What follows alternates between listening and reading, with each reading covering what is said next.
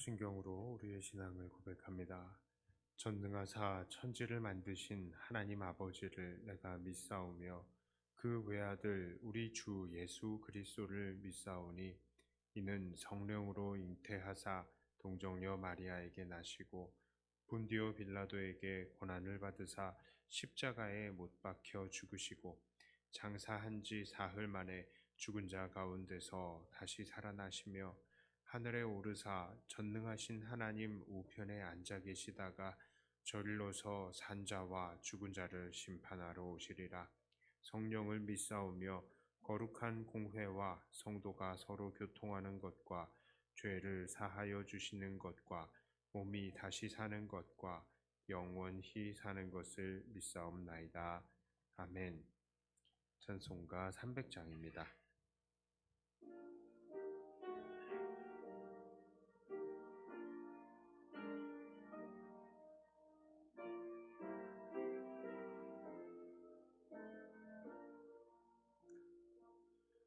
내 맘이 낙심되며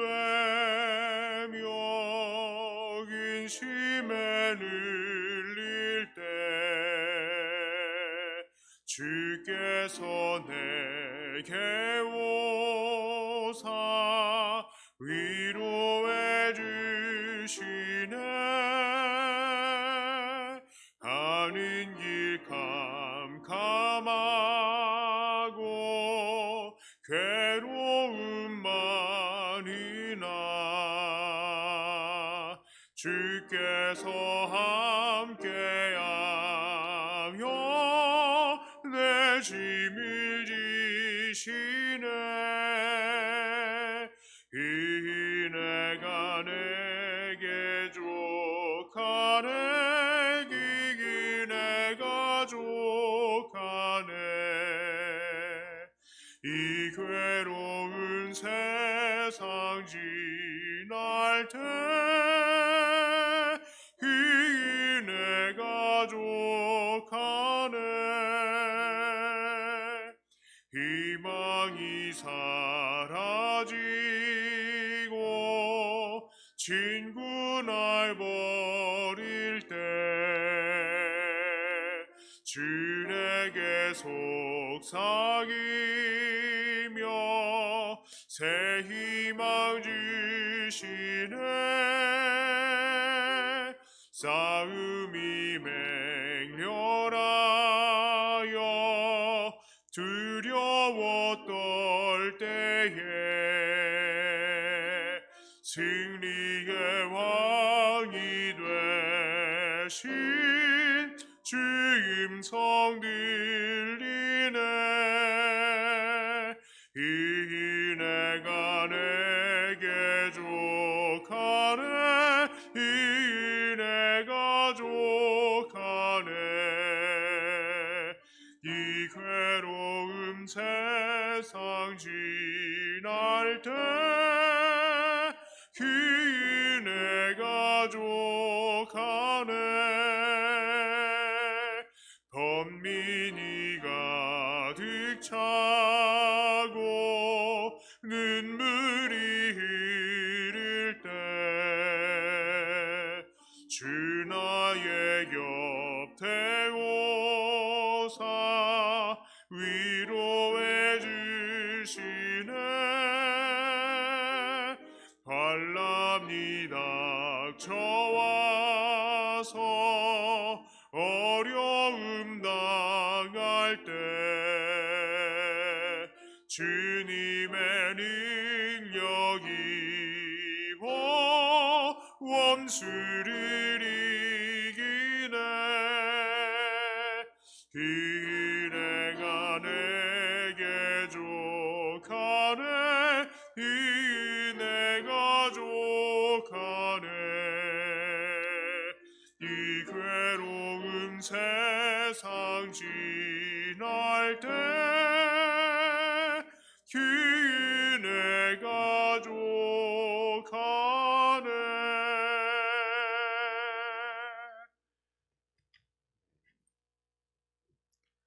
하나님 말씀은 이사야 34장 8절부터 17절까지의 말씀입니다.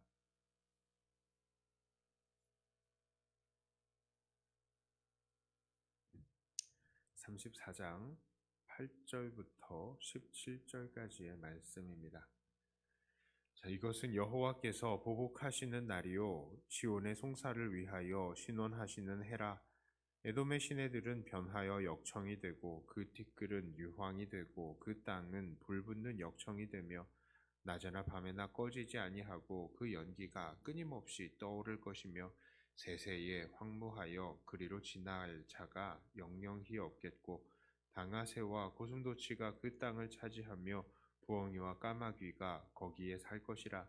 여호와께서 그 위에 혼란의 줄과 공허의 추를 들이우실 것인즉 그들이 국가를 이으려 하여 귀인들을 부르되 아무도 없겠고 그 모든 방백도 없게 될 것이요 그 궁궐에는 가시나무가 나며 그 견고한 성에는 엉겅퀴와 새품이 자라서 승냥이의 굴과 타조의 초소가 될 것이니 들짐승이 유리와 만나며 수렴소가 그 동류를 부르며 올빼미가 거기에 살면서 쉬는 처소로 삼으며 부엉이가 거기에 깃들이고 알을 낳아 까서 그 그늘에 모으며 솔개들도 각각 제 짝과 함께 거기에 모이리라. 너희는 여호와의 책에서 찾아 읽어보라. 이것들 가운데서 빠진 것이 하나도 없고 제 짝이 없는 것이 없으리니 이는 여호와의 입이 이를 명령하셨고 그의 영이 이것들을 모으셨음이라. 여호와께서 그것들을 위하여 제비를 뽑으시며 그의 손으로 줄을 띄어 그 땅을 그것들에게 나누어 주셨으니 그들이 영원히 차지하며 대대로 거기에 살리라. 아멘.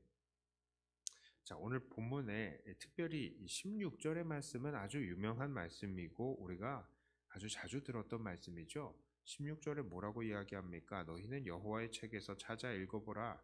이것들 가운데서 빠진 것이 하나도 없고 제 짝이 없는 것이 없으리니 이는 여호와의 입이 이를 명령하셨고 그의 영이 이것들을 모으셨음이라. 자, 이 말씀이요 대체적으로 지금까지 어떤 때에 쓰였습니까? 보통 이 구절을 이야기를 하면서 봐라, 성경책이 틀림이 없다. 이게 뭘 의미하냐? 구약과 신약이 짝이 딱딱 맞는다. 이렇게 이야기를 해왔어요. 잘못 인용이 되어 왔었던 것입니다. 자, 이 내용을 가지고 성경이 틀림없다라고 이야기를 하면 아멘 하시면 안 돼요. 잘못 해석한 것입니다. 이 구절이 왜 기록이 되어 있습니까? 이것은 바로 하나님께서 에돔 땅을 철저하게 황폐하도록 만들어 버리시고 그 땅에는 사람들이 못 살고 21절부터 13절에 기록이 되어 있는 야생동물이 사는 땅이 될 것이다 라는 그 말을 하시는 것이죠. 자, 그러니까 여호와의 책을 찾아 읽어볼 때에 그 가운데 빠진 것이 하나도 없다는 말은 성경에 우리에게 필요한 모든 말씀이 다 기록이 되어 있다는 말이 아니라 지금 여기 기록이 되어 있는 야생동물들이 모두 다 빠짐없이 살게 될 것이다 라는 말씀입니다. 또한 짝이 없는 것이 없다는 말씀은요, 신약과 구약의 짝을 이루는 것을 말하는 것이 아니라 그 동물들의 암수의 짝을 말하는 거예요. 신약과 구약이 짝이 맞기는 하죠. 예? 구약에 있는 여러 역사적인 배경들, 이 스토리들을 쭉 이야기를 하면 신약에서는 그 역사적인 스토리들에 대한 이제 교리를 뽑아서 내주는 그런 부분들이 있죠. 그런 짝이 있긴 합니다. 자, 하지만 이 본문에서 말하는 짝은 그런 신약과 구약의 짝이 아니라 동물들의 암수의 짝을 이야기를 하는 겁니다. 자, 우리는 성경을 잘 읽을 때 문맥을 따라서 읽어야 됩니다. 한 절만 따로 떨어뜨려서 읽으면 이게 참 은혜가 될지는 모르겠지만 성경을 통해서 하나님께서 정말 원하시는 말씀을 발견하지 못하게 됩니다. 이 문맥을 따라서 우리가 쭉 읽었기 때문에 이 말이 이것이구나 라고 이해가 되는 것이지, 목사님들이 설교 가운데에서 성경은 하나님의 말씀입니다 하면서 이 구절 한 구절 보십시오. 역시 짝이 딱딱 맞습니다. 그 중에 빠진 말씀이 없습니다. 이렇게 이야기하면서 사람들이 아멘 한다고요. 잘못 해석된 겁니다. 자, 오늘 성경이 하시고자 하는 말씀, 그러면 무엇입니까? 바로 하나님의 백성들을 억울하게 하고 대적하고 배신한 자들은 이러한 비참한 최후를 맞이하게 된다는 것입니다. 이들 에돔 사람들은 이스라엘 사람들과의 형제 국가다라고 할 수 있죠. 그러나 에돔은 유다에게 좋은 이웃은 아니었습니다. 이들은 이스라엘 사람들이 가나안에 들어갈 때에도 적대감을 가지고 있었고, 또한 시시때때로 이스라엘에 침략을 감행했었고요. 결국 예루살렘을 멸망시킨 바벨론을 나중에는 또 도왔습니다. 이후에 예수님 시대의 헤롯 대왕도 이두메 사람이라고 하는데요. 바로 이 에돔 사람이라는 것을 말하는 것입니다.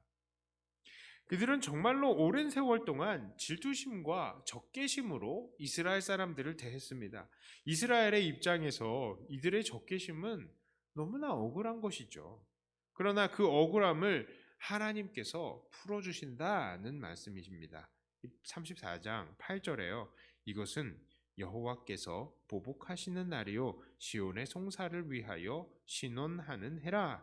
자, 그러니까 그동안에 이 에돔을 향해서 불만이 있었고 억울함이 있었다. 송사하고 싶은 것들이 있었다라는데 이제는 하나님께서 그것을 다 풀어주신다는 것입니다. 하나님께서는 그의 백성들의 억울함을 어떻게 풀어주십니까? 바로 에돔을 제물로 삼아 버리시고 그 땅을 황폐하게 하심을 통해서 그렇게 하시는 것입니다.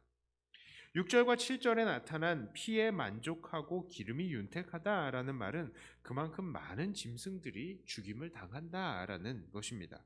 그러니까 하나님께서는 예전에 여호수아 시절에요.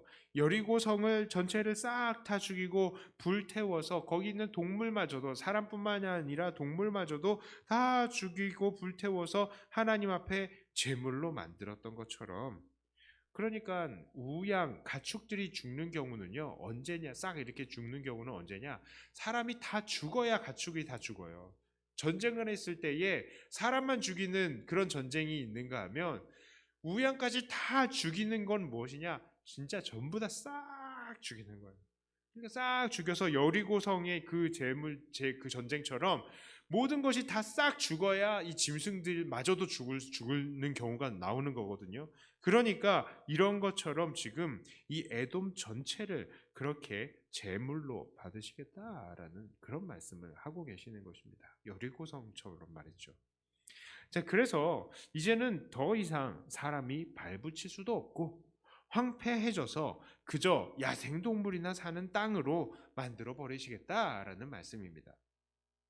오늘 이 말씀을 통해서 우리가 깨달을 수 있는 것은 무엇입니까? 바로 보복과 보상이 하나님에게 있음을 알고 사람이 아니라 하나님을 붙들어야 한다는 말씀입니다.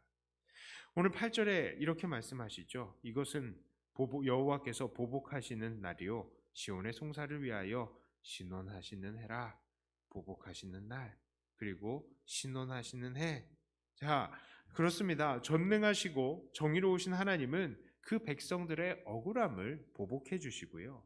또한 하나님 앞에 호소하는 것들에 대해서 신원하여 주신다. 즉 갚아 주신다라는 말씀입니다. 그러므로 우리가 사람에게 매달리는 것이 아니라 우리는 하나님께 매달려야 하는 것입니다. 참 많은 사람들이 억울한 일을 당할 때요. 원통한 일을 당할 때에 무언가 정의롭지 못한 일을 당했다고 생각할 때에 끝까지 사람을 붙들고 이 문제를 해결하려고 합니다.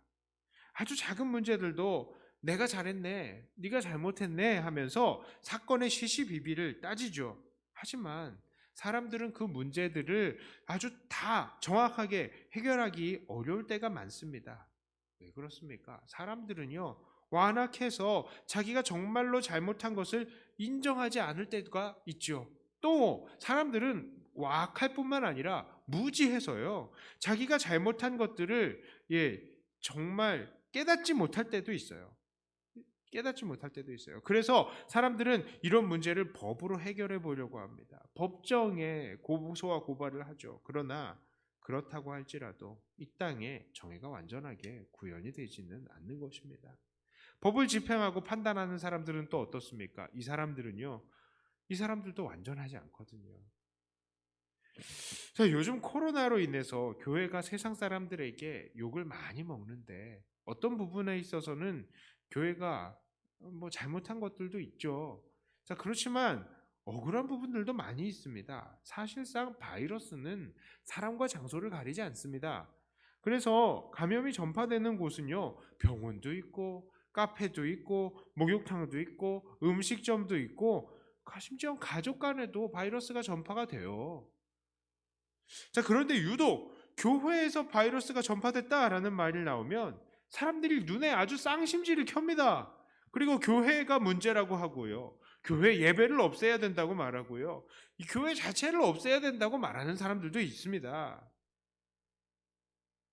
참 사람들이 마음이 아주 예민해져 있고 어디든 분노를 표출하고 싶은 장소를 찾고 있는 것이다라고 생각합니다.